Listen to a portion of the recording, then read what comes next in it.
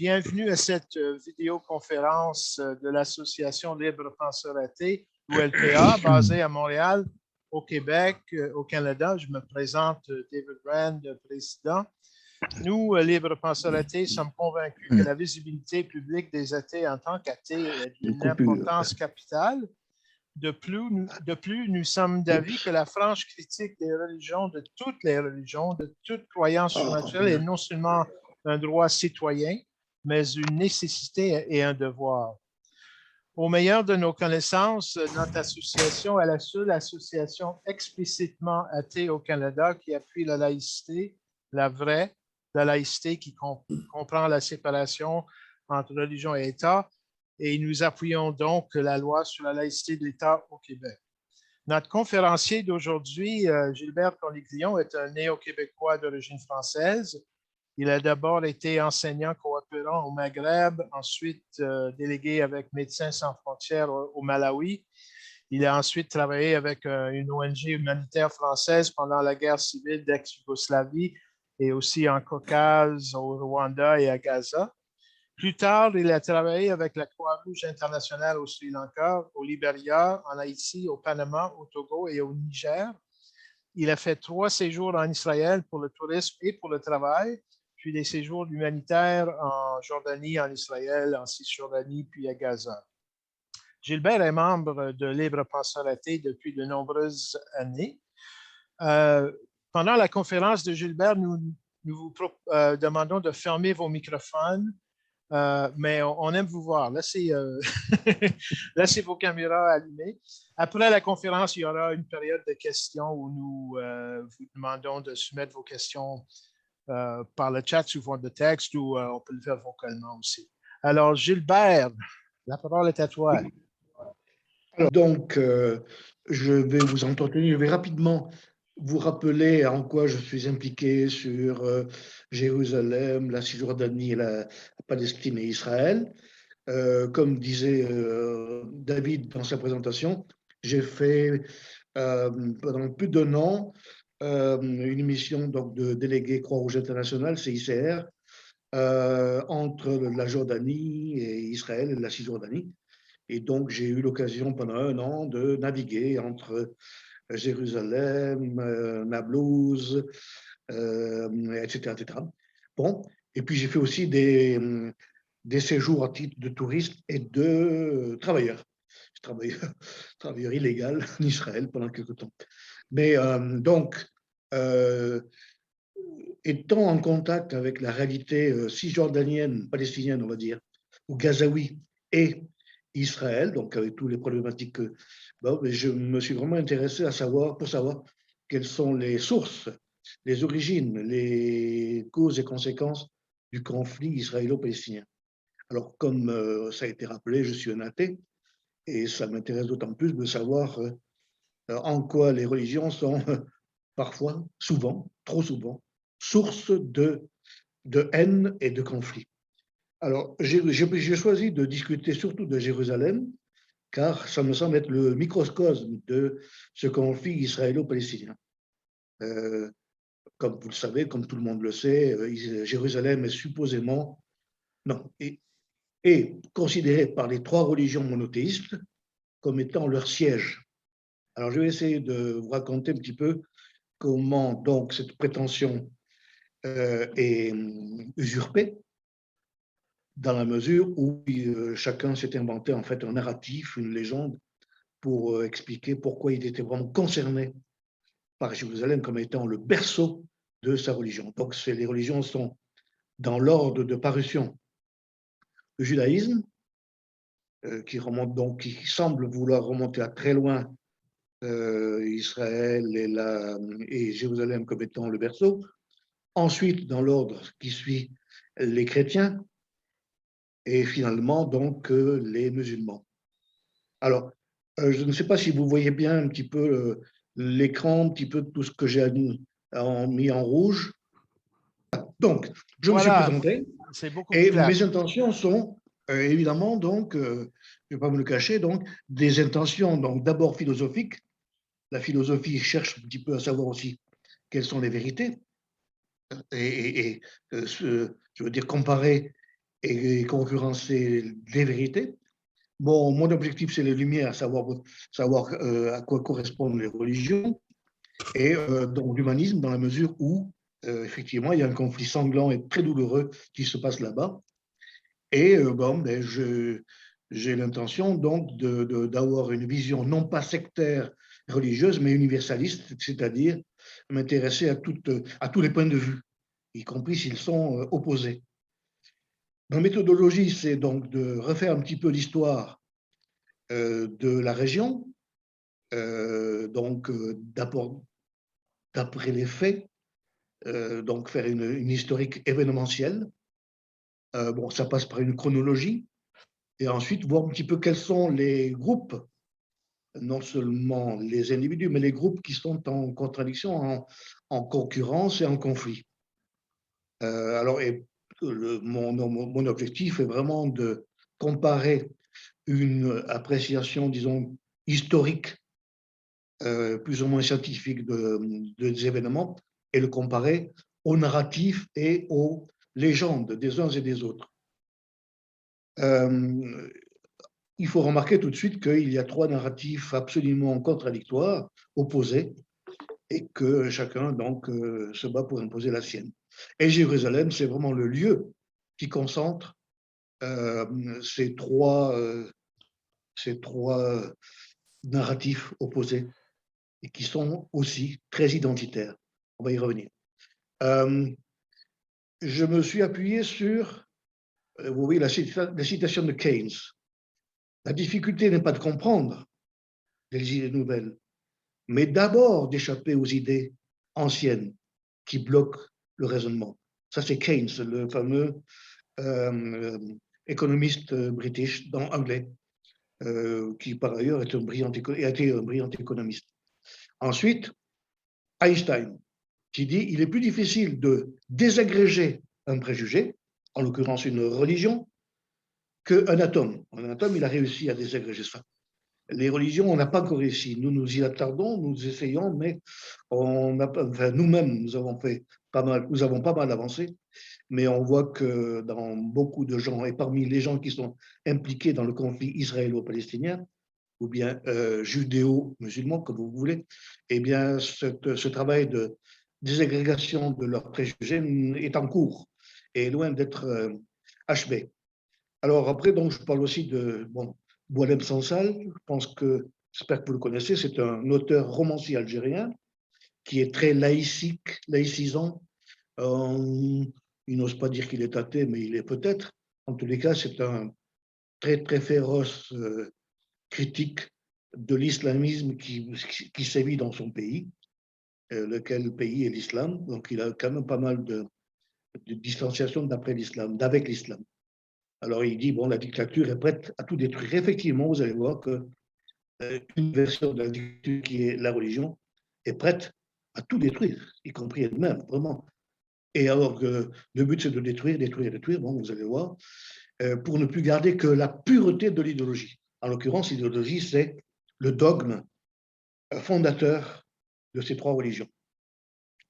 Et alors, donc, lui, il a un constat donc très pessimiste. Au bout, ces dictatures tueront tout le monde. Bon, alors, donc, je m'appuie pas mal sur, j'espère que vous allez me contester par la suite, disons l'œuvre de Huntington, Samuel Huntington, celui qui a donc effectivement lancé un grand coup de tonnerre dans l'histoire des idées en disant qu'il y a effectivement des blocs culturels, civilisationnels, et qu'ils ne sont pas prêts de converger et de coopérer et de se comprendre. Je lance vraiment, c'est un petit peu provocateur ce que je dis, je sais très bien que toute la nouvelle gauche, par exemple, est très, très critique envers Huntington en disant mais non, il diffame les uns et particulièrement l'islam, car disons que l'ossature de sa réflexion, c'est de dire que l'islam s'oppose à vraiment pas mal d'autres blocs culturels et que particulièrement le choc des civilisations, ça c'était donc le titre de son livre, le choc de civilisation est particulièrement aigu entre la civilisation occidentale, provenant des Lumières, provenant effectivement du judéo-christianisme, mais surtout des Lumières. Il y a une opposition vraiment quasiment frontale entre le bloc civilisationnel musulman et le bloc civilisationnel occidental. Je vais essayer peut-être de débaucher, enfin d'étayer ma réflexion par rapport à les faits que je vais vous présenter pour essayer d'étayer cette fameuse théorie que je partage, je vous le dis franchement. Alors, vous voyez, donc, il y a eu... Alors, on revient, si vous voulez, quelles sont les interactions dont il est question, en plus du bloc occidental contre musulman. Alors, donc, dans le bloc occidental, on est obligé d'inclure une partie de la réflexion juive, on va dire. Et je vais m'expliquer en partie, je dis bien, en partie, je m'expliquerai plus tard là-dessus. Donc, il y a en plus de l'opposition frontale, civilisation occidentale et monde arabo-musulman, mais surtout musulman, il y a eu dans la région dont on parle beaucoup de civilisations qui se sont confrontées avant le bloc final qui se trouve maintenant entre Israël et la Palestine. Donc, vous voyez qu'il y a la civilisation grecque qui est à l'origine, en fait, lointaine de la réflexion dans cette partie-là du monde. Ensuite, il y a eu la civilisation juive qui provient des Cananéens, pour les premiers habitants supposés, et ensuite chrétienne, européenne. Et donc, dans l'ensemble arabo-musulman, il y a effectivement tout le bloc asiatique, notamment les Turcs, notamment les Ottomans, et on pourrait aussi inclure de manière beaucoup plus lointaine les Mongols et les Moghols. Mais là-dessus, donc, c'est moins pertinent. Alors donc, je passe à l'autre point, là, les textes religieux et les interprétations.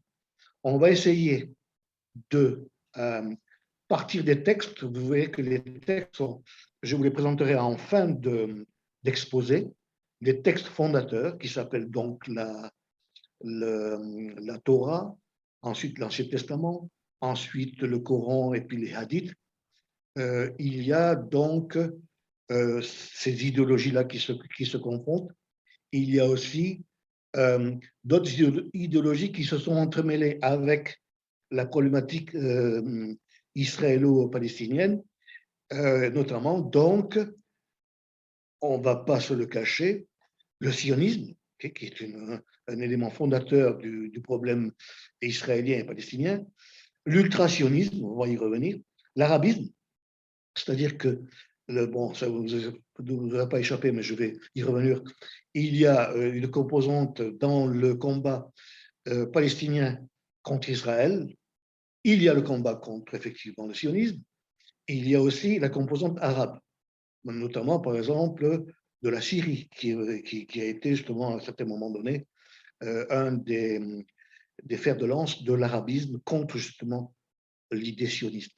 Le tiers-mondisme, avant que le Hamas existe, le Hamas s'est créé en 1988, bien avant que le Hamas, qui est devenu maintenant le partenaire principal contre Israël, il y avait toute une composante tiers-mondiste marxisante avec l'OLP, le FPLP, Front démocratique de libération de la Palestine, qui avait une composante directement tiers-mondiste avec un soubassement marxiste.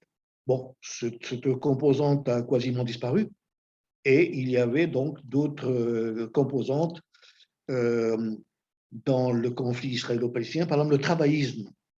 Je viendrai plus tard pour expliquer qu'une partie de l'idéologie fondatrice, enfin post-fondatrice d'Israël, c'est aussi le travaillisme. Bon, évidemment, l'islam et l'islamisme.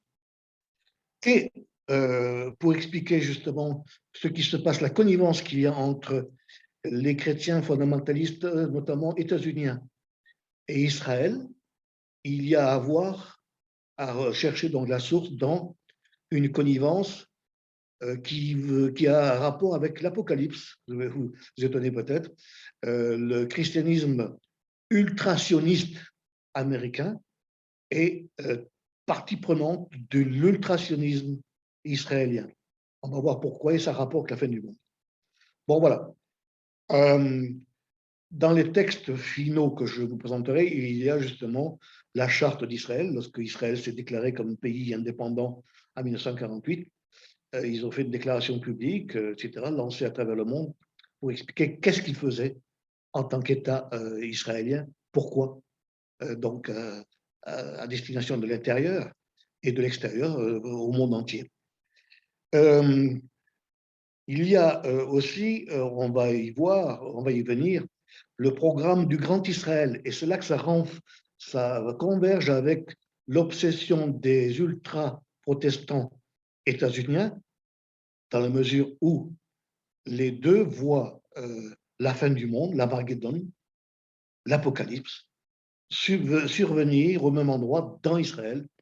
Et il faut donc pour eux, pour les deux, que ce soit donc une terre libérée complètement de l'islamisme, etc., pour que Jésus, puisque c'est lui qui est en question, revienne pour faire de l'ordre dans l'humanité. Il reviendra à Armageddon et il faut donc que la place soit nette. Alors, voilà. Voilà. Bon, les textes religieux, donc c'est bien ça, je vais vous les présenter. Je vais vous présenter beaucoup de cartes, de textes.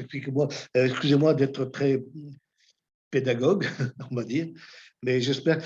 Et si on ne passe pas par ça, je pense que même les gens les plus cultivés ont de la misère à rabibocher les fils, d'avoir des lieux.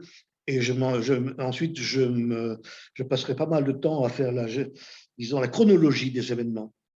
Bon, ce ne sera pas dans le détail, mais disons dans les grandes idées. D'emblée, la partie. Alors oui, je ne suis pas historien, je suis très intéressé par l'histoire et j'ai voulu faire cette présentation en hommage de M. Samuel Paty. Je vous rappelle qui il était. C'est le prof d'histoire français qui a été décapité il y a plus d'un an en France, dans une banlieue, dans son collège, par un islamiste. Mais en fait, il a été décapité. Décapité, ça veut dire physiquement décapité, hein, par tout un, disons, comme on appelle ça, comme une espèce de complot islamiste. C'est-à-dire que le gars qui l'a décapité, qui était un islamiste, en fait, l'a fait au nom de toute une population refusant donc la laïcité, on y revient, et disons une vue historique sur les événements. Je vous rappelle que M. Samuel Paty a été décapité après avoir présenté dans son cours d'histoire, dans son programme d'histoire, ce que c'est que la laïcité et le droit à la caricature, qui, je vous rappelle, pour ceux qui ne sont pas français, c'est une composante vraiment essentielle de la civilisation française, qui évidemment s'oppose alors frontalement de manière, à la manière de Huntington, avec l'ensemble notamment arabo-musulman et surtout islamiste. Malheureusement, si M. Samuel Paty, auquel je rends hommage, a été décapité sauvagement par quelqu'un qui ne supportait pas, par quelqu'un et quelques-uns qui ne supportaient pas que l'on présente comme exemple de caricature les caricatures sur Mahomet qui ont été publiées d'abord par un journal danois et ensuite par Charlie Hebdo. Voilà. Et ensuite, donc, je vous rappellerai que dans la discussion, dans la confrontation entre Israël et Palestine, entre les musulmans et les juifs, on va dire, il y a une dispute sur la dénomination. Les uns parlant je veux dire, de Judée, de Galilée, de Samarie, les autres parlant de Cisjordanie et les autres parlant d'Israël. Au lieu d'employer les anciens mots, ils ont renommé les choses et actuellement on ne parle plus de Samarie, de Galilée et de Judée, on parle de l'État palestinien et de Palestine, territoire palestinien plus ou moins indépendant. Donc, comme je disais, je ferai appel beaucoup à des cartes. Alors là, monsieur David, comment je fais pour changer de page? Rappelez-moi comment je dois faire. Ah, oui, ok, pardon, ça y est, j'y suis. Alors, donc, et aussi, en tant que laïc et athée, je rappellerai que, et français, puisque je suis en France actuellement, et que ça me touche particulièrement, moi, mais aussi les autres, il y a 6 ans exactement aujourd'hui, se déroulaient à Paris 3 séries de massacres qui ont fait 130 morts et provoqués par justement l'islamisme dans sa forme la plus brutale, la plus cruelle, la plus rétrograde et la plus criminelle. Donc, Stade de France, il y avait une rencontre très importante, Bataclan, des gens qui assistaient à un concert, et aussi des terrasses de cafés et de restaurants à Paris, centre de Paris. Et il y a eu évidemment ce jour-là donc 130 morts, plus 7, c'est-à-dire 137 morts, 130 civils et 7 djihadistes. C'est important pour moi de le signaler, parce que c'est le traitement. Là, je m'excuse pour ceux qui ont déjà une bonne connaissance de la carte, mais voilà donc ici, là, ce dont on va parler, c'est vraiment cette truc-là. Et vous voyez donc tout ce qui entoure ce petit bout du monde. Alors évidemment, le Moyen-Orient, l'Afrique, qui n'est pas forcément, sauf l'Égypte, qui n'est pas forcément impliquée. L'Europe, elle est impliquée, vous allez voir. Et donc, surtout, c'est important de savoir la Méditerranée. Ici, nous avons donc l'Arabie Saoudite, qui est impliquée, la Turquie là-haut, la Jordanie, qui est juste derrière Israël, Syrie, Irak et tout le monde musulman qui est derrière. C'est pour signaler que c'est un entourage, effectivement, qui est très chaud. Hein. Pas seulement maintenant, mais qu'il a été dans l'histoire. Et ça explique aussi pourquoi Israël et Jérusalem sont, en fait, une espèce d'avant-poste du choc de plusieurs ensembles culturels et civilisationnels. Bon, là, je vous épargne la lecture de tout ça. Ça, ce sont toutes les civilisations qui se sont succédées dans ce coin du monde qui s'appelle la Palestine ou Israël, comme vous voulez. Alors, vous voyez que on va commencer par la fin. Hein. On est en Israël, c'est vraiment la fin de la Jordanie, l'Empire britannique, qui justement, tout à l'heure, je montrais la carte de l'Europe, l'Empire britannique qui a eu à un moment donné le mandat sur la Palestine avant qu'elle soit séparée. Les Mamelouks, bon, ça, j'incite pas trop parce que je suis pas très au courant. Le royaume de Jérusalem, donc, qui a été donc reconstitué à partir des croisades. Là aussi, notre royaume qui a été. Et puis toute une série, regardez, qui passe de là, attendez voir, d'ici jusque là. Ce sont donc c'est une succession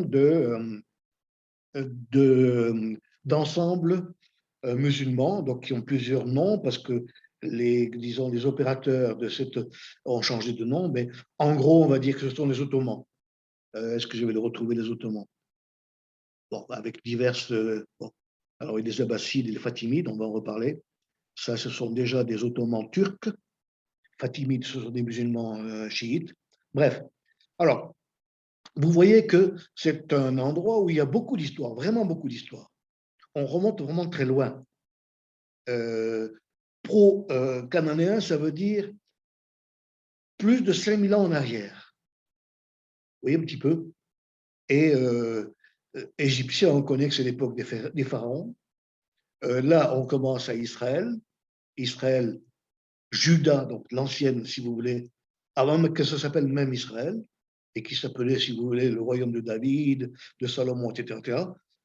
Et bon, ben, toute une succession de gens qui ont eu affaire avec cette région-là et qui ont imprégné, laissé leurs traces.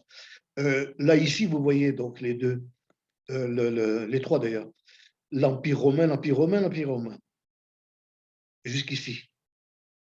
Et effectivement, on ne peut pas comprendre ce qui s'est passé en Palestine sans savoir que l'Empire romain a été très présent, donc était un envahisseur, non seulement de la Méditerranée, mais aussi de cette région-là.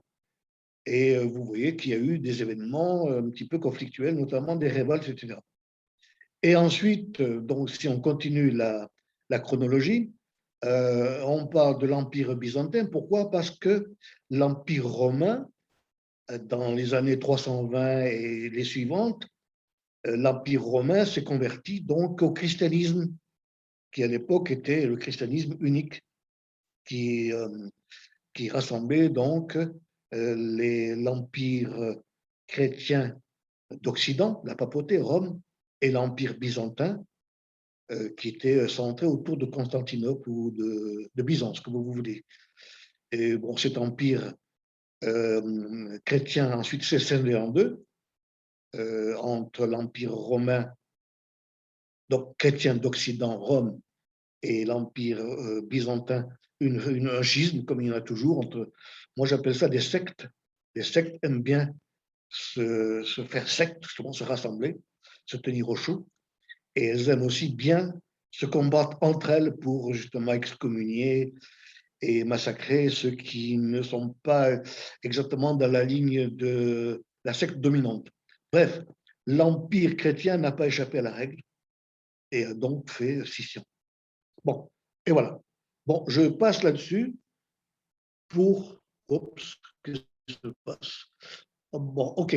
Là, je montre qu'effectivement, même du point de vue de la tectonique, c'est-à-dire du mouvement des plaques, vous savez, qui se rassemblent ou qui se séparent, on est sur le front d'un phénomène tectonique qui donne effectivement des séismes parfois. Et vous voyez que toute cette ligne-là, qui se prolonge ici, donc il y a la mer Rouge, qui se continue en Afrique et qui s'appelle le Grand Rift.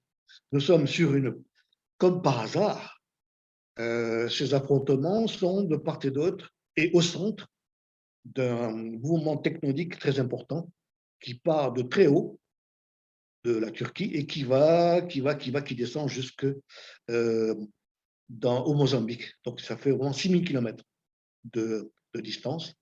Bon, bref, c'est pour montrer qu'effectivement, même la géographie, même la géologie, même l'histoire de la croûte terrestre s'y est mise pour justement expliquer qu'il y ait là des affrontements très, très meurtriers. Alors, autre chose pour montrer que dans ces régions, on aime bien se diviser et ne pas se mettre d'accord. Ils ont même dans ces régions plusieurs calendriers qui sont à usage interne. Et si vous voulez, l'universalisme de l'humanité ne les intéresse que très peu. Et donc chacun conserve son calendrier. Alors, je vous rappelle que du point de vue du calendrier hébraïque juif, nous sommes à presque 6000 ans. L'an 1 étant l'exode supposé des fameux Cananéens, ancêtres des d'Israéliens actuels. Donc, ce serait l'an 1 de leur calendrier. Et ils en sont donc à presque 6000.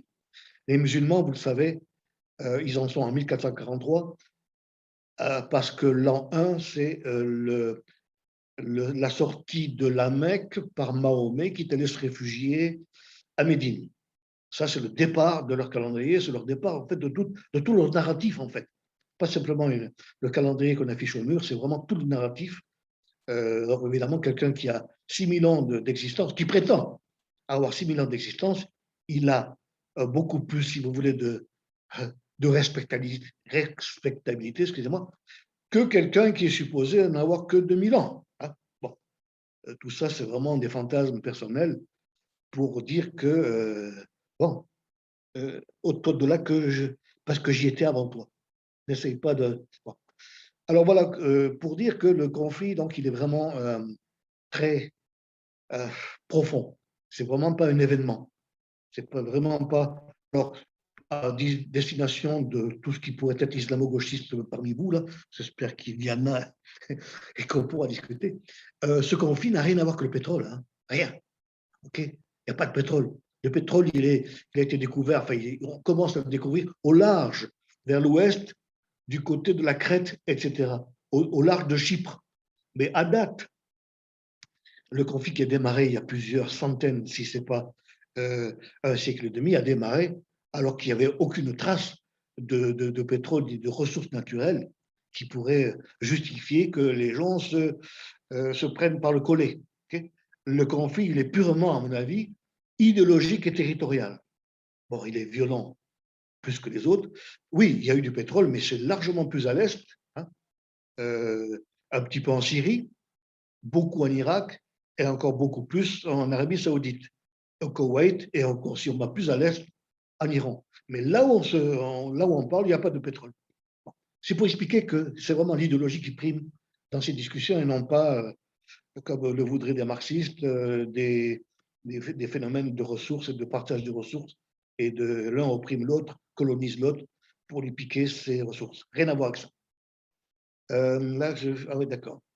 Alors, j'essaye de faire, si vous voulez, rapidement.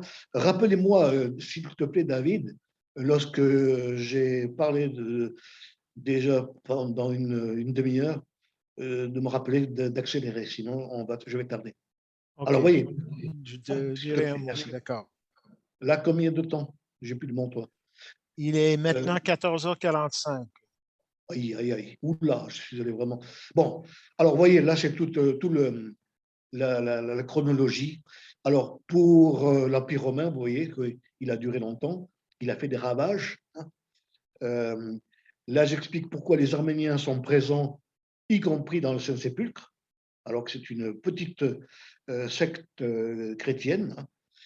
C'est simplement parce que ce sont les premiers chrétiens avant l'Empire romain, etc., qui se sont convertis au christianisme catholique et qui sont restés catholiques et qui donc ont leur place toute chaude au Saint-Sépulcre, dont je vais parler plus tard.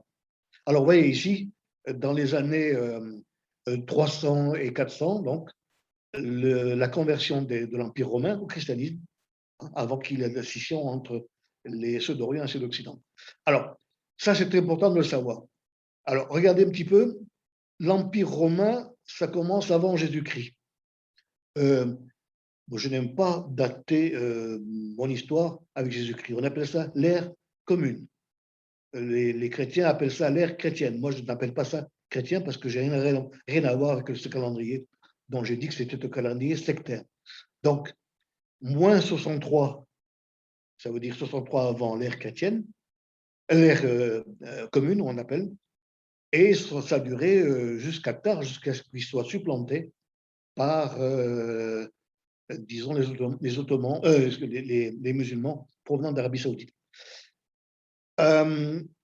L'Empire romain, il s'écroule partout, y compris, je veux dire, surtout à l'ouest, disons au 5e siècle, à la fin du 5e siècle.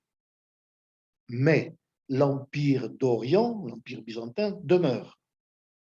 Et lui ne s'est pas écroulé, il s'est écroulé, on va le retrouver, il s'est écroulé au 15e siècle, et ce sont les Ottomans musulmans qui l'ont donc abattu, on va dire. Alors, c'est très important, là, ce que je vais dire, pour voir qui a la prédominance, disons la préséance, excusez-moi, dans ces lieux-là. Et vous voyez que tous ces gens-là sont installés, les Cananéens, les Romains, qui deviennent chrétiens, sont déjà installés lorsque le prophète Mahomet naît en 610, encore de l'ère commune, et qu'il commence à professer en 622, où est-ce que je l'ai mis ici? Oui, c'est ça. Enfin, il commence avant, donc, à Médine, à la Mecque, mais il est rejeté. Nul n'est prophète dans son pays, comme on dit. Il s'enfuit à Médine et il meurt en 632. Vous voyez donc qu'il y a plusieurs siècles, il y a plus d'un demi-millénaire entre les uns et les autres. Et donc, on va dire, bon, c'est un constat objectif, c'est un fait, les musulmans arrivent sur place plus de 600 ans, si ce n'est pas 1000 ans, après les autres. Okay. Et effectivement, l'invasion, on appelle ça une invasion arabo-musulmane, provenant donc de la Mecque et de Médine, en 638. Ça, je confirme ce que je viens de dire, les musulmans sont les derniers arrivés ici. Bon, la conquête se poursuit jusqu'en Espagne, comme c'est dit. Bon, entre-temps, c'est très important de le noter, chaque fois qu'il y a eu des invasions, notamment l'Empire romain, et puis ensuite les musulmans, je passe sur l'épisode des Babyloniens qui ont mis pas mal de gens dehors. Chaque fois qu'il y a une invasion, il y a des perdants et des gagnants. Les perdants, ce sont les gens qui sont expulsés. L'histoire de ce conflit, c'est une série d'expulsions. J'arrive, j'expulse. Le nouvel arrivant m'expulse. Et euh, les, euh, les Juifs donc originaires qui restaient dans cette région-là ont été expulsés par les Romains ensuite, qui ont détruit leurs temples, qui ont détruit leur civilisation, ce qui provoque justement le phénomène de la diaspora. La diaspora veut dire dissémination, dispersion, exil, hein, qui sont donc mis, pas tous, il en reste vraiment très très peu, mais il y en a, la majorité de ces gens-là ont été mis dehors et ont dû se trouver donc d'autres refuges, notamment donc en Europe et au Maghreb. Et on verra ensuite que ces gens-là qui ont été expulsés, disons, quelques années après l'ère commune, puis une deuxième fois par les Romains, puis une troisième fois par les autres, par les musulmans qui arrivent au 7e siècle. Donc, expulsés, ce sont des gens qui ont conservé la nostalgie de leur pays d'origine et qui s'appellent donc les Juifs, lesquels Juifs donc vont avoir une seule idée en tête pendant plusieurs siècles, de revenir, donc rétablir un État israélien là où ils étaient, en fait, d'où ils ont été expulsés. Voilà. On va essayer de passer. Alors, il y a un épisode qui concerne les gens de culture chrétienne, je ne dis pas de religion chrétienne, ce sont les croisades.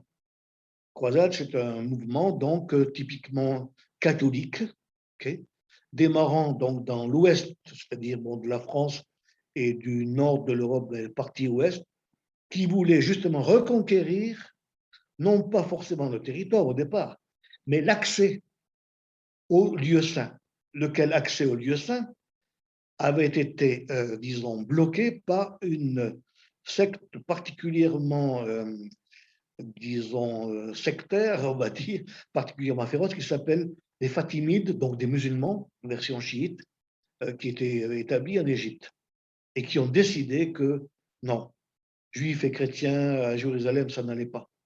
Non, il fallait vraiment faire quelque chose, surtout qu'ils étaient pèlerins. Les deux, donc, avaient, si vous voulez, l'idée que ben, là, il s'était passé quelque chose dans les anciens temps et qu'ils avaient envie, si vous voulez, d'y revenir, ne serait-ce que pour faire du pèlerinage, pas forcément pour s'y installer. S'y installer était quasiment interdit. Voilà donc que les Fatimides, donc des musulmans chiites d'Égypte, prennent le pouvoir dans la région et disent que, bon, malmènent les restants, ceux qui restaient, les chrétiens, etc., ceux qui restaient, la minorité qui restait, et ont décidé de bloquer l'accès au lieu saint pour les chrétiens. Lesquels chrétiens se sont dit, non, ça, c'est pas possible, c'est quand même quelque chose d'important dans notre culture à nous, là, c'est notre justification, hein, le fait que le Christ soit né et professé, et été exécuté, crucifié. Là, c'est une signification très importante pour nous, dont nous devons y retourner. Excuse-moi, Gilbert. Oui, quelle heure? Non, non, c'est pour ça, pas pour ça. Je pense que c'est la mauvaise diapositive. Je pense que tu dois reculer d'un écran, peut-être. Je ne suis pas sûr. Ah ben oui, c'est parce que la partie était cachée, je ne la voyais pas. D'accord, croisade, oui, excusez-moi. Alors, ceux qui ont bloqué l'accès, non. Ceux qui ont bloqué l'accès au lieu saint, ils s'appellent ça les Fatimides. Okay. Vous voyez que c'était en 1071, disons, on va dire 30 ans hein, à peu près, avant les premières croisades, qui ont commencé en 96, qui se sont... Alors, il y a eu plusieurs croisades, hein, disons, allez, jusqu'en 1250 à peu près. qui se sont succédés, première, deuxième, troisième croisade. Entre-temps, les chrétiens qui s'étaient mis en croisade, précisément, ont reconquis le territoire perdu par les chrétiens, les Romains, puis les chrétiens byzantins. Et ils ont établi donc des royaumes à Jérusalem et à Saint-Jean d'Acre. Ils ont donc repoussé les musulmans qui étaient installés depuis 500 ans à peu près. Okay, et ils ont, par exemple, alors ça aussi, il faut le dire parce que c'est quelque chose de très important, en plus d'avoir été des fanatiques, les croisés se sont comportés comme des cochons. Notamment, donc, ils ont massacré tous les juifs, les colonies juives de la diaspora qui étaient installées le long du chemin. Ils n'ont pas fait ça avec des Boeing 707, ils ont fait ça à pied, okay, en cohorte, avec des armements, etc. Et toutes les colonies juives qu'ils rencontraient sur le chemin, eh ben, ils se sont d'abord attaqués aux Juifs. Ensuite, ils se sont attaqués aux Byzantins qui venaient juste de faire la scission avec les chrétiens d'Occident. Là, il y a eu des massacres. Et lorsqu'ils sont arrivés à Jérusalem, c'était la totale, le bain de sang. Alors, donc, déjà à l'époque, il y avait des historiens. Je reviens un petit peu sur l'histoire. L'histoire précédente, à toutes les histoires précédentes, il y avait très peu d'historiens, y compris à l'époque du Christ, supposé Christ. Ce qui me laisse penser, qui me laisse dire que c'était un supposé Christ, car nul historien n'a trouvé de traces objectives du Christ à l'époque. Okay, notamment un monsieur qui s'appelait Flavius Joseph, qui est né, il ne faut pas le connaître, il est né après la mort de supposé Christ. Mais lui, il existait. Flavius Joseph a laissé des traces d'historiens. Bon, il a écrit des trucs d'histoire qui sont restés, puis qui font qu'on ne peut pas douter de lui. Alors lui, par exemple, hein, pour dire que l'histoire et puis le narratif des uns et des autres, c'est très, très sujet à la question. Donc, il n'y avait pas beaucoup d'historiens. Mais pour l'histoire du massacre de Jérusalem en juillet 1999, là, il y a des traces d'historiens. Ah oui, que c'est à l'époque, donc, l'histoire avait déjà commencé. Voilà.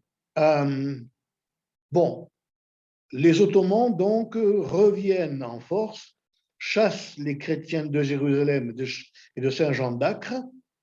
Ils reviennent donc en force, ils expurgent donc, vous voyez, le nouvel arrivant, qui est en fait un revenant, et ils s'installent pour longtemps à Jérusalem et toute la Palestine. Voilà. Peut-être que ça va vite là. Bon, ok. Ah oui. Bon, allons vite. Est-ce que je vous laisse le temps de lire tout ça? Donc, pendant donc des siècles, les Ottomans sont présents en Palestine.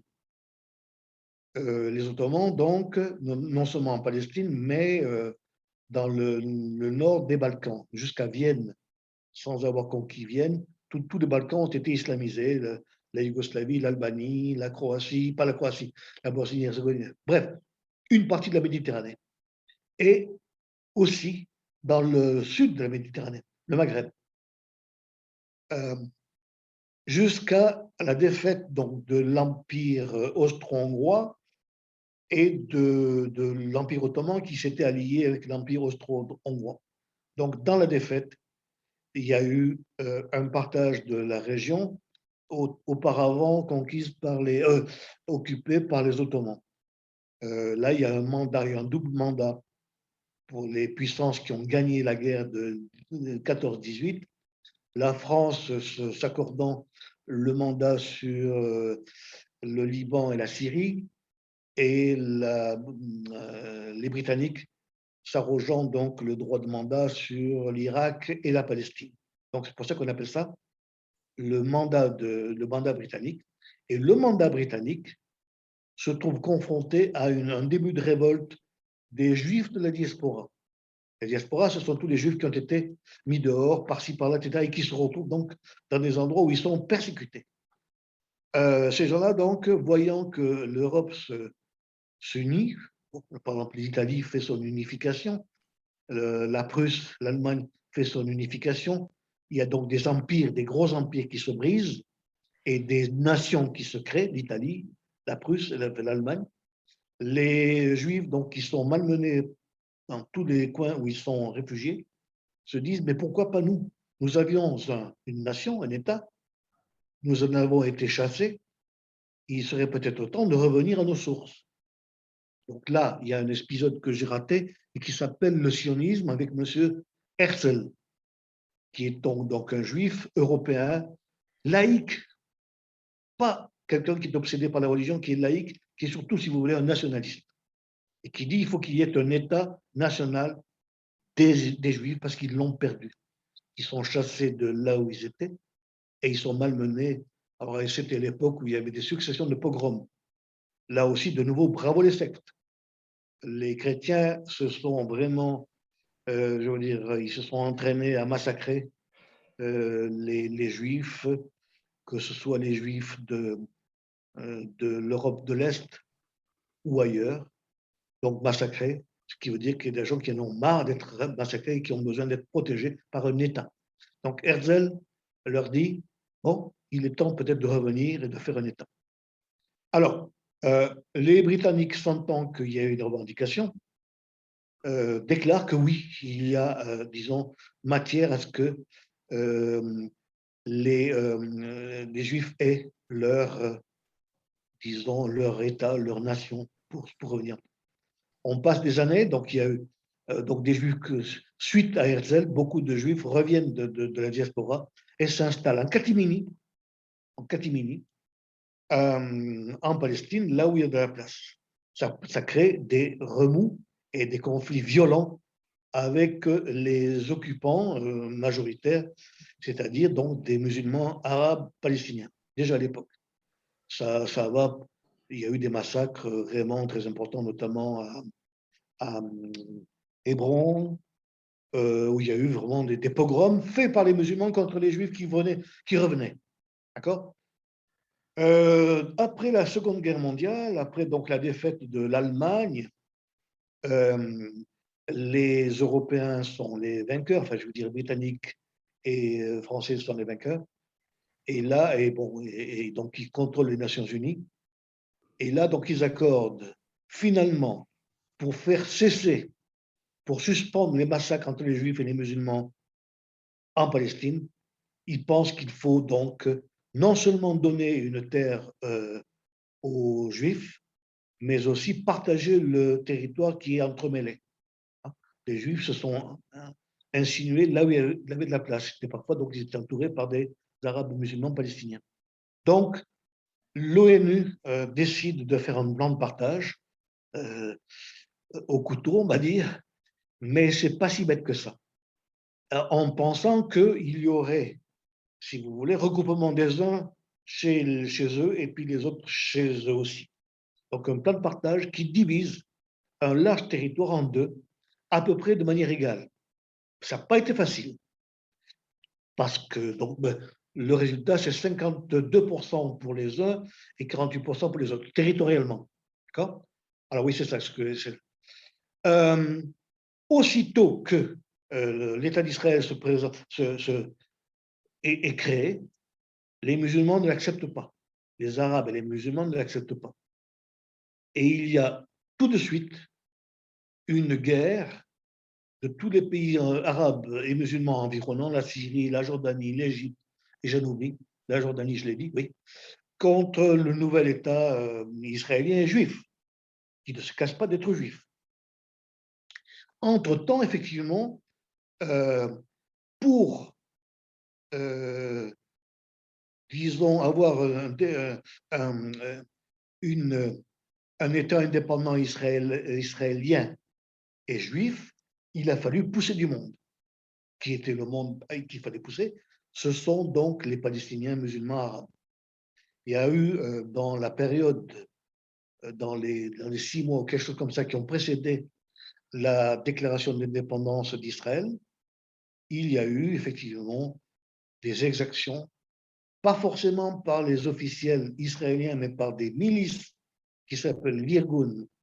J'en oublie une, donnez voir encore, j'en oublie deux. En fait, donc des milices plus ou moins criminelles, quoi, qui ont mis dehors les Arabes qui se trouvaient être, si vous voulez, habités dans la partie attribuée à Israël.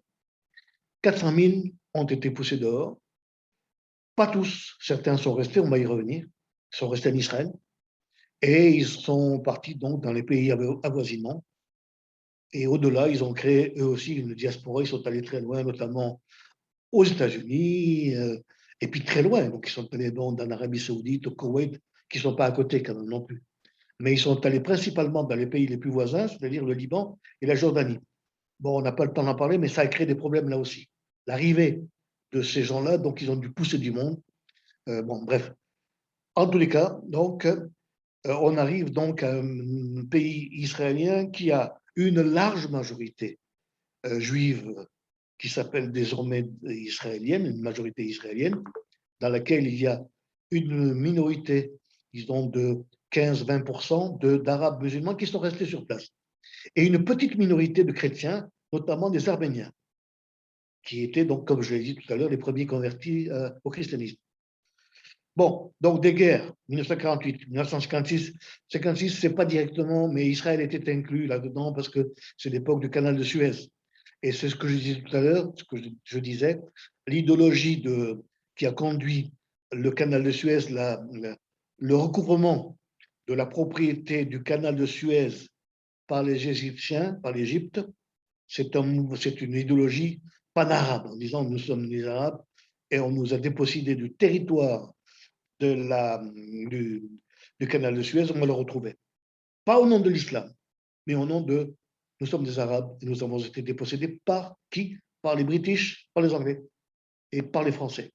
Donc, expulsion, là de nouveau, il y avait pas mal de Juifs en Égypte autour du canal de Suez. Ils ont été de nouveau expulsés de là. 67, nouvelle guerre. 73, nouvelle guerre. Et on va dire que c'est pas fini. Entre-temps, donc, vous voyez, donc, après la deuxième guerre, oui, la troisième, le troisième affrontement entre Israël et puis les pays arabes et musulmans, se crée le mouvement des frères musulmans. Je vous montrerai plus tard, là, j'aurais dû vous montrer la carte. Bref, Gaza a été une enclave attribuée aux Palestiniens. Bon, j'aurais pu vous le dire, disons 1000 ans avant l'ère commune, il y a eu des gens venant de Méditerranée occidentale, donc de France, Italie, etc., Venise, et de Grèce, donc de l'Ouest par rapport à la Palestine. Ce sont des gens qui ont envahi les Cananéens de l'époque. Ça a donné l'épisode de David contre Goliath, et ça a donné donc, bon, donc en mémoire de ces Philistins, ils s'appelaient les Philistins, on a pris l'habitude de dire qu'ils avaient un territoire qui s'appelait donc Gaza et qui s'appelait les Philistins, et qui sont devenus donc des Palestiniens. Philistins, Palestine, en arabe on appelle ça pas Palestine, on appelle Palestine. Bref.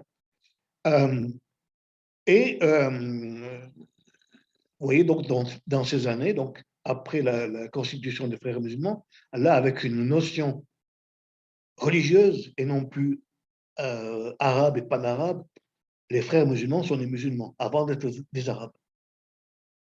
Et ils créent donc le mouvement des frères musulmans à Gaza, mouvement qui s'était créé en 1928 en Égypte et qui survit et qui est très très opérant en France, à Montréal, etc. etc. Le mouvement frères musulmans s'est renforcé depuis. OK, bon. Alors là, on arrive dans des trucs d'intifada. Première intifada, oui, il y a pas mal de morts déjà, et ça a duré longtemps. Et il y a ensuite où est-ce qu'elle est, une deuxième intifada, dans les années 2000, ouais, c'est ça. La seconde intifada, de nouveau, donc pendant 5 ans, et c'est suite justement à une revendication de territorialité du chef, disons, militaire et politique d'Israël en l'an 2000, il s'est dit, hey, ça suffit d'avoir un territoire de Jérusalem qui est toujours confisqué par les musulmans et qui s'appelle l'esclave des mosquées. Okay?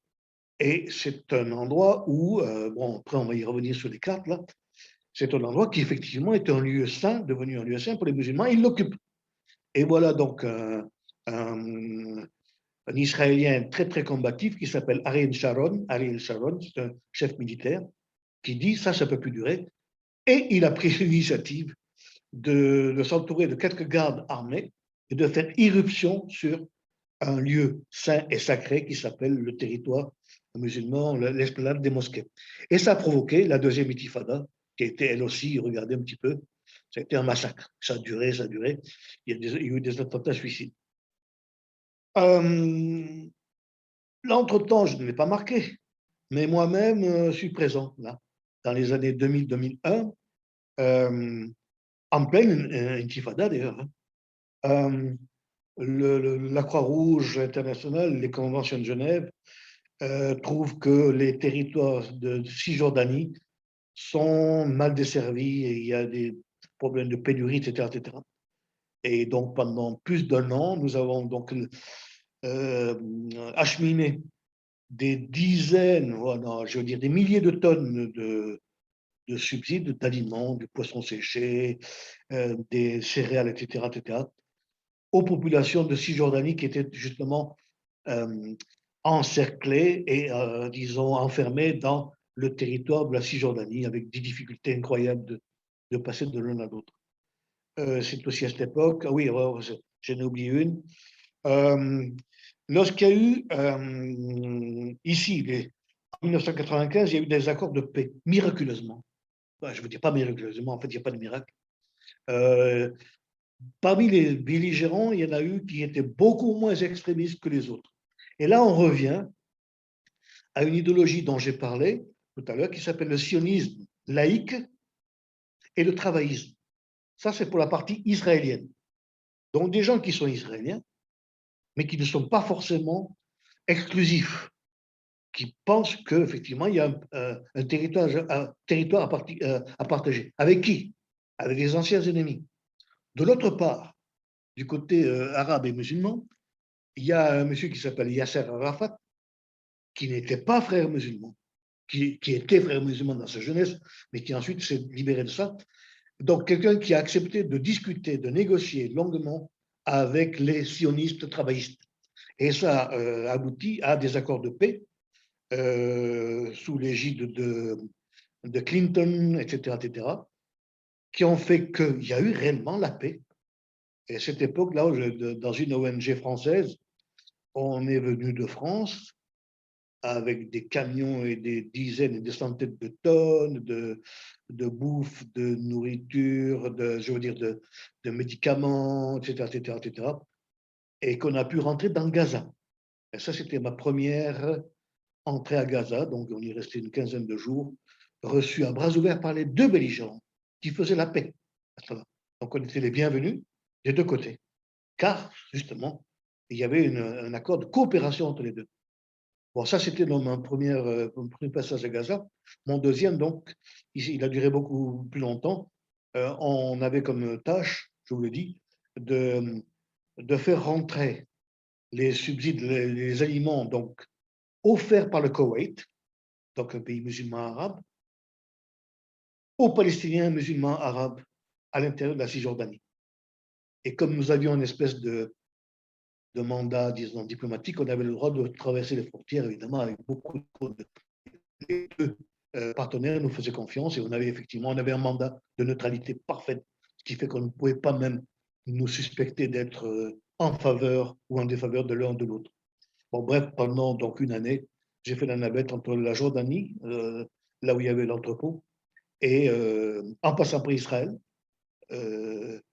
Jérusalem, et le lendemain, on passait en Cisjordanie et on allait desservir tous les villages palestiniens. J'ai perdu la A, date essentielle. Bon, oups. Donc, on revient à la deuxième intifada, donc 2000 et 2005. Et comme vous savez, l'actualité nous a resservi d'autres intifadas. Dans ce cas-là, donc, ce sont des intifadas qui partent de Gaza. Car la répression israélienne dans le territoire d'Israël et à distance dans le territoire de Cisjordanie était tellement efficace qu'il n'y a plus eu que les attentats suicides provenant de Cisjordanie se sont arrêtés. Et je vais vous expliquer pourquoi. La technique est facile. Ils ont érigé un mur presque infranchissable, sauf en deltaplane ou en drone. Dans tous les cas, donc. Alors, donc, il ne restait plus aux Palestiniens de Gaza d'attaquer Israël, car là, pour eux, la guerre n'est pas finie, la guerre reprend et elle se terminera lorsque les Israéliens et les Juifs seront anéantis. Alors, je vais revenir au texte, dessus des textes qui justifient cette prétention. Bon, et on arrive donc. Excuse-moi, Gilbert. Oui, et c'est l'heure. Il est 15h15. Ouais. Est-ce que tu peux compléter dans une quinzaine de minutes? OK, alors on va me rappeler à l'autre. Alors, voyez un petit peu les cartes. Les cartes vont parler. Ça, c'était à l'époque, disons, antique. Les Cananéens, on va dire. Et puis là, donc, les fameuses, disons, les fameux royaumes israéliens avant l'irruption des Romains, des musulmans et des Ottomans. Okay. Bon, alors, vous voyez déjà, donc, des espèces de royaumes. Je vous signale justement ça, là, que vous avez certainement remarqué, la fameuse mer Morte. Et par la même occasion, on rentre un petit peu dans les détails. On voit que, vous voyez, les Philistins dont je parlais, ils sont là. Ça, c'est Gaza. Et vous voyez qu'il y a déjà des noms qui rappellent déjà les temps actuels. Donc, la Judée, la Samarie, etc. Et la Samarie. Et le fameux, donc, Jérusalem. D'accord, qui existe depuis déjà, on va dire, plus que 1000 ans avant la naissance du fameux Christ, déjà. Et alors voilà. Alors ça, c'est le sillon dont je vous parlais tout à l'heure, là, qui continue, qui continue, qui continue. Les deux couches, les deux plaques tectoniques qui s'écartent et qui forment un sillon dans lequel coule le Jourdain. Il n'est pas mis ici, mais donc là, ici, il y a un lac, il y a le Jourdain qui prend sa naissance là-haut, qui passe dans le lac de Tibériade et qui continue dans la faille, qui continue, puis qui est bloqué, qui n'arrive plus à la mer. Bref. Là, donc, excusez. Là, ma carte me dit. Bon, alors vous voyez, là, on avance dans le temps. Vous voyez, le royaume de Juda, le royaume du premier Israël. Bon, c'était à l'époque avant. Allons-y. Pourquoi ça bon. La chronologie suite. Bon. Actuellement, alors peut-être que je vais passer à plus que ça pour vous expliquer le.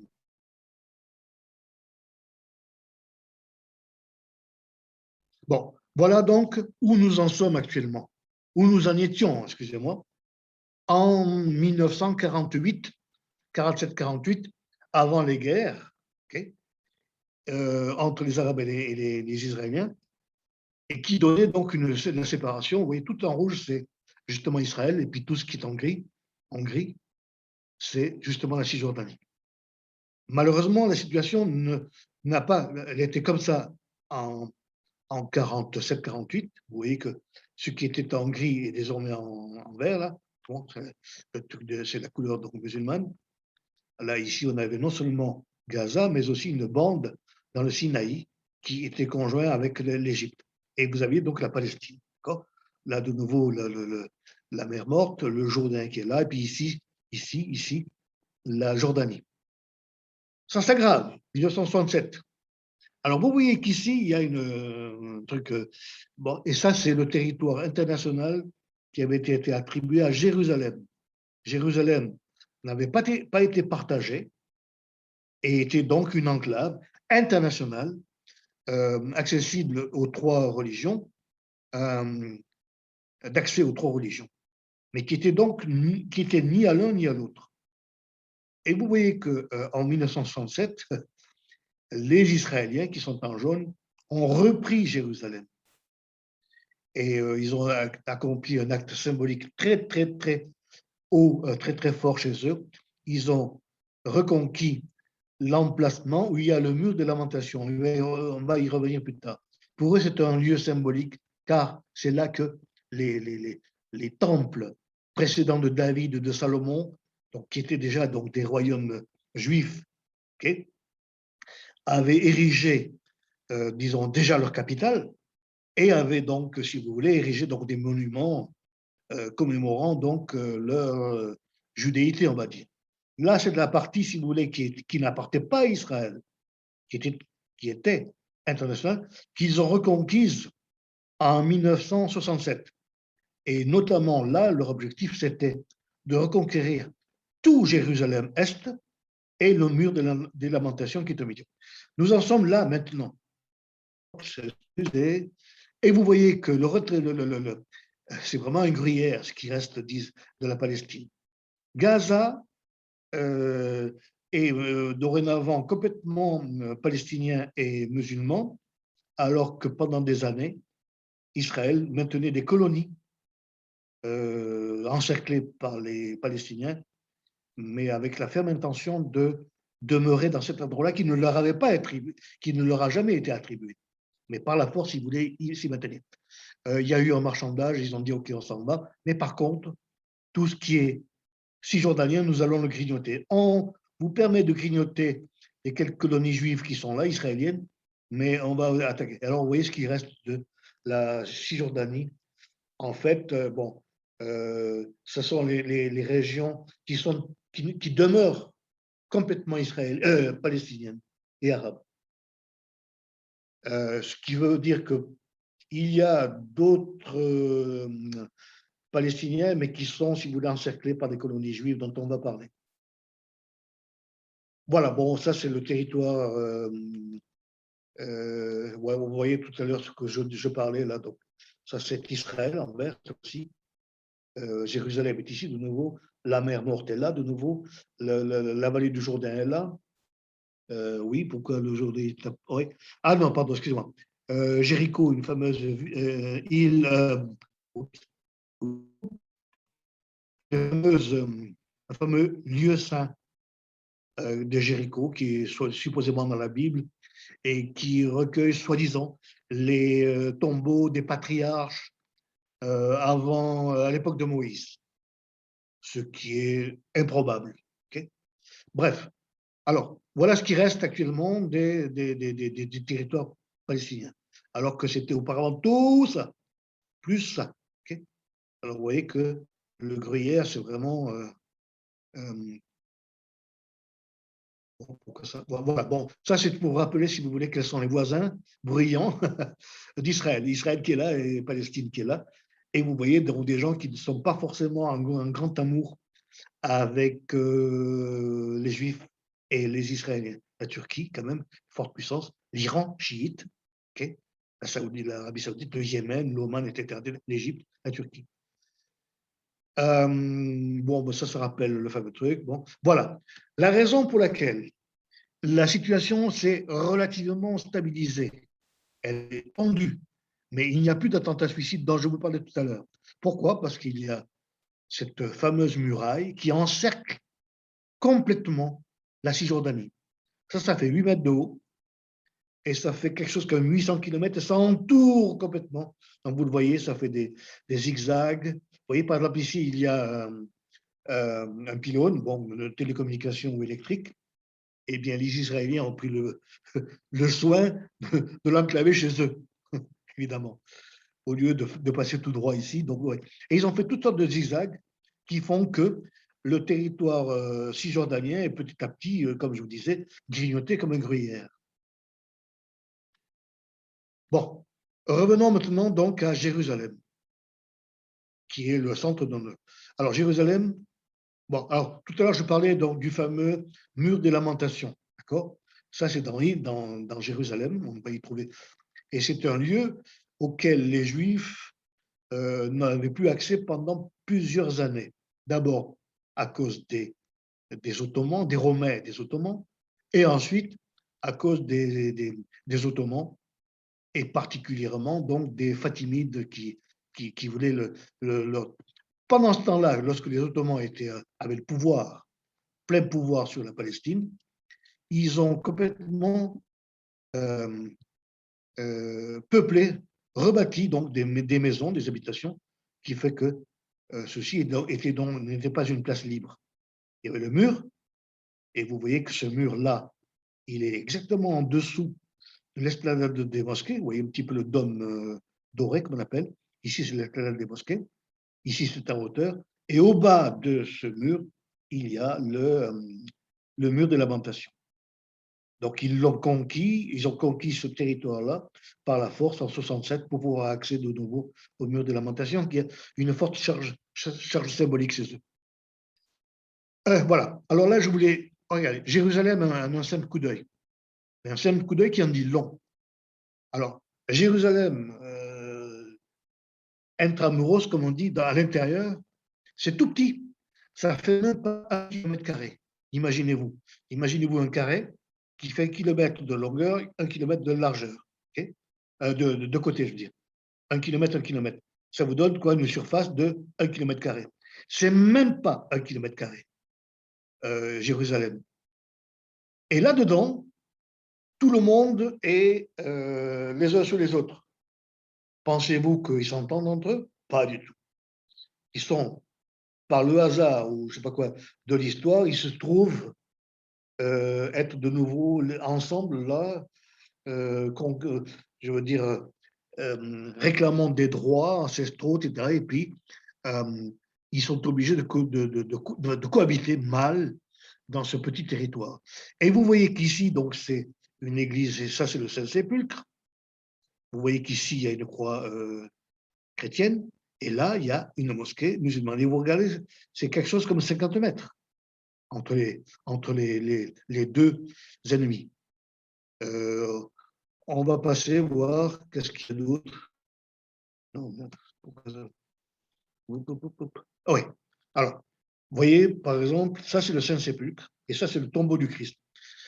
Pour dire qu'il y a l'histoire, et puis l'histoire qu'on se raconte, l'histoire réelle et l'histoire, la légende, ce monument qui est supposé abriter le sépulcre, on ne dit pas même la dépouille du Christ, ça a été construit 300 ans après la disparition du supposé Christ.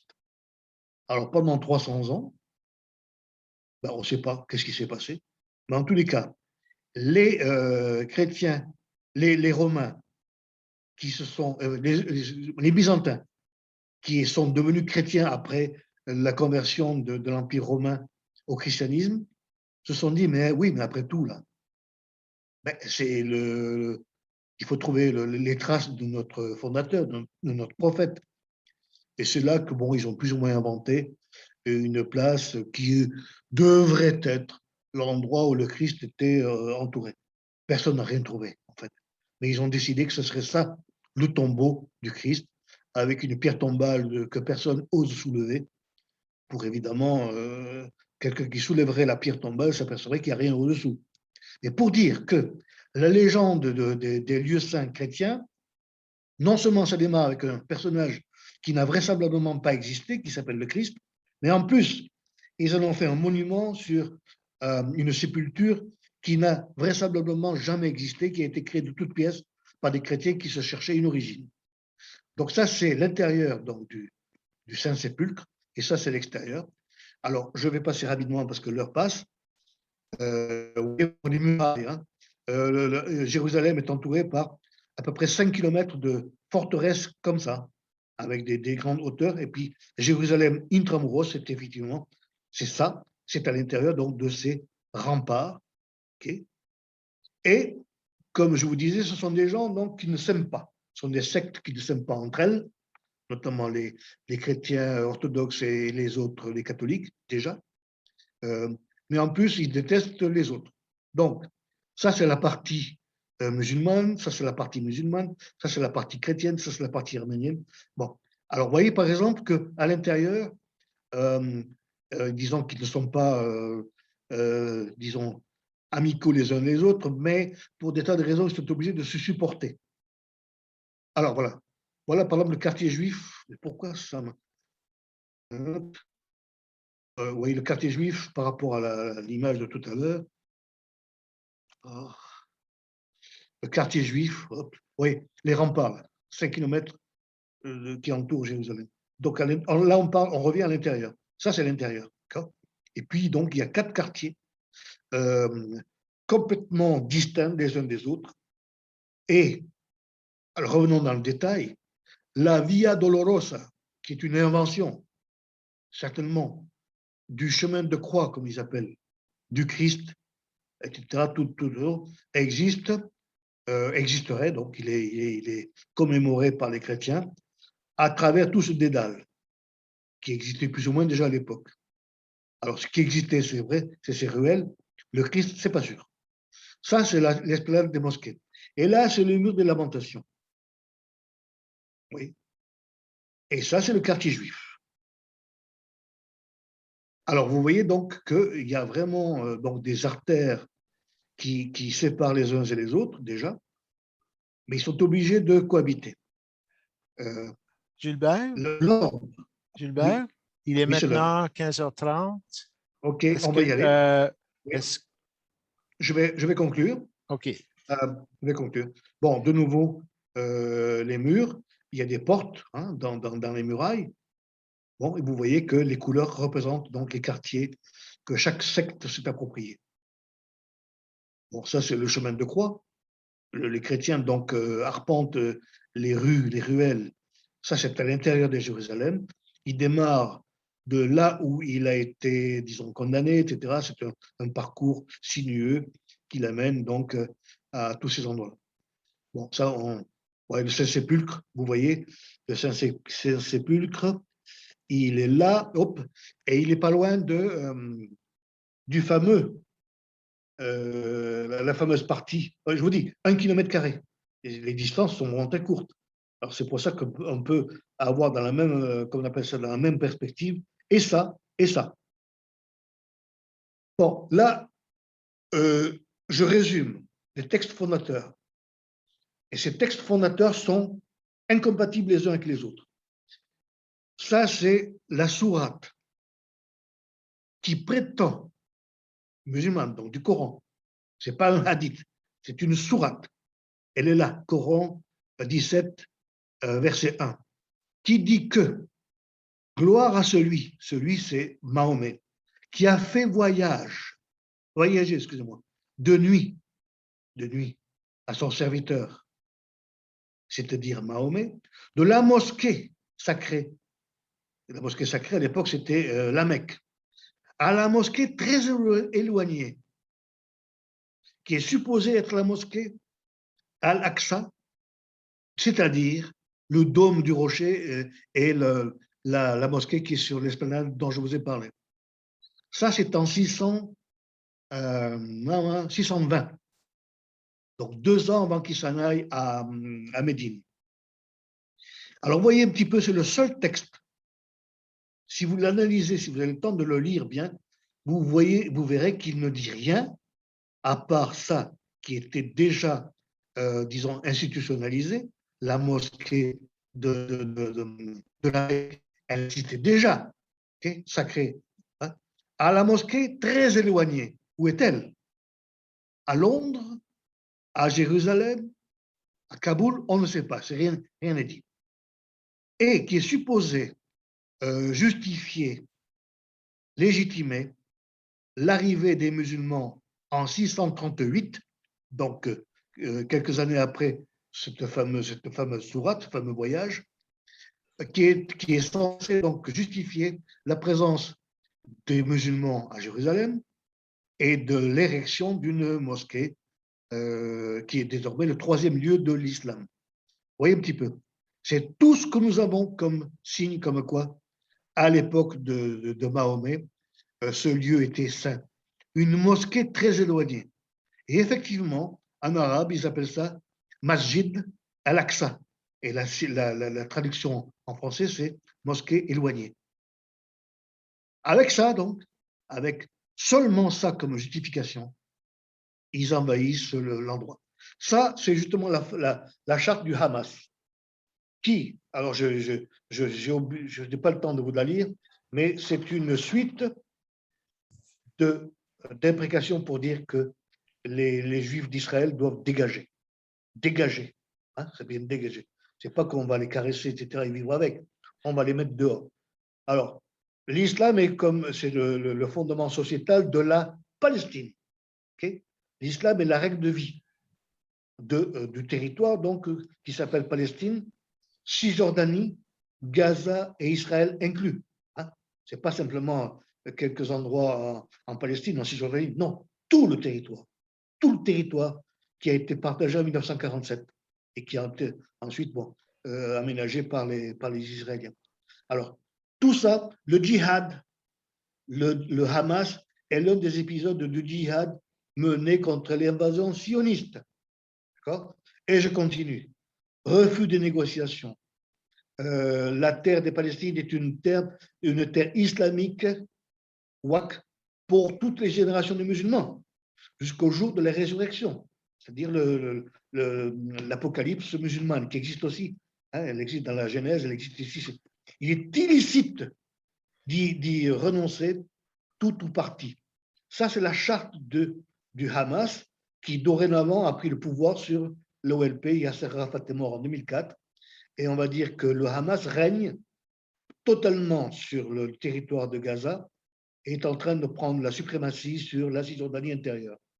Autrement dit, le pilote de la Palestine, c'est dorénavant le Hamas qui a cette idéologie.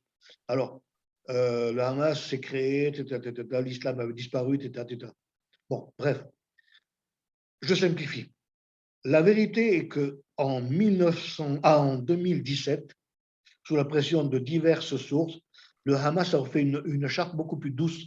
Celle-là, elle est guerrière, d'accord ? Elle est exclusive. Il n'y a pas de négociation. L'État d'Israël doit dégager en totalité. D'accord ? Ils ont fait ensuite une charte beaucoup plus douce pour s'accommoder avec les modérés qui existaient dans la Cisjordanie. Bon, alors vous voyez que ça augure mal d'une... bon, ça c'est en anglais, bon, ça c'est le texte intégral de la charte de 1988, qui a été ensuite, disons, modérée en 2017. Bon, je passe. Là, j'espère que ça va marcher. J'espère que je vais vous faire rire. Moi, ça me fait vraiment beaucoup rire de voir ça. J'espère que ça va marcher. C'est comment donc les sectes chrétiennes ou musulmanes, là, qui aiment bien, disons, être sectes au chaud et tuer les autres, comment donc les chrétiens, ça marche pas. Bon, bref. Comme je vous disais, donc dans le Saint-Sépulcre, il y a les mêmes divisions. Ah, ça va marcher, vous allez rire. Moi, ça me fait ricaner. Vous comprendrez que j'aime pas beaucoup ces sectes-là. Alors voilà, ça c'est dans le Saint-Sépulcre, d'accord ? Dans le Saint-Sépulcre, on prie. Il y a 6 dénominations chrétiennes qui se partagent la bâtisse. Dans la basilique du Saint-Sépulcre. Voilà. La bagarre a éclaté pendant la fête de la croix, une cérémonie qui commémore la découverte d'une croix qui, selon l'Église arménienne, serait celle de la... Gilbert, tu ne partages pas ce contenu-là? Ah bon? Les deux camps. Je ne l'ai pas? Non, je ne vois rien. C'est bagarre entre chrétiens et pression des ultras sur l'État d'Israël. Et puis, pardon, c'est ici dont j'ai interverti. Ne vous inquiétez pas. Ça, c'est une bagarre violente, réelle, qui s'est passée entre fidèles chrétiens. Donc, les Grecs, ce sont des orthodoxes, et les Arméniens, ce sont des catholiques, comme je l'ai dit. À l'intérieur donc du Saint-Sépulcre, là où ils se partagent la bâtisse, là, ils se sont pris à coups de poing et à coups de bâton entre eux. moi, personnellement, je ne vous cache pas que ça me fait ricaner. Ça me confirme dans le fait que ces gens-là n'ont ni une intention de paix, ni de collaboration, ni de coopération, ni de vivre ensemble. Ils n'arrivent même pas à se vivre ensemble. Au fait, Ok. cette histoire, tu l'as racontée dans un texte qui est sur notre site Oui, web, oui, que je peux montrer aux gens tout à l'heure. Mais est-ce qu'on ouvre aux questions et discussions oui, maintenant, oui. Hubert? Ah bon, j'ai encore, accordez-moi une minute. On n'a pas le temps de passer l'autre vidéo que j'avais préparée. Ça montre qu'Israël est confronté, l'Israël, donc il y a une partie qui est très laïque et très travailliste dont je parlais. Là. Les travaillistes, si vous voulez, c'est comme le NPD, comme les socialistes français, etc. etc. Avant qu'ils virent à l'islamo-gauchisme, excusez-moi. Bon, donc des gens, si vous voulez, qui négocient, qui sont pour la démocratie. Israël est confronté à des intégristes, ce que nous connaissons à Montréal, là, les gens en noir, etc., qui, eux, ont une démographie beaucoup plus importante que les laïcs et sont bien décidés à faire d'Israël un pays juif, intégriste, qui prend qui gagne tout le territoire d'avant 1947. C'est-à-dire qu'avant le partage, il y avait un territoire et leur prétention, c'est d'aller sur tout ce territoire et au-delà. D'accord? Bon, on les voit manifester, je n'ai pas le temps de vous en parler. Et je crois que je vais m'arrêter là.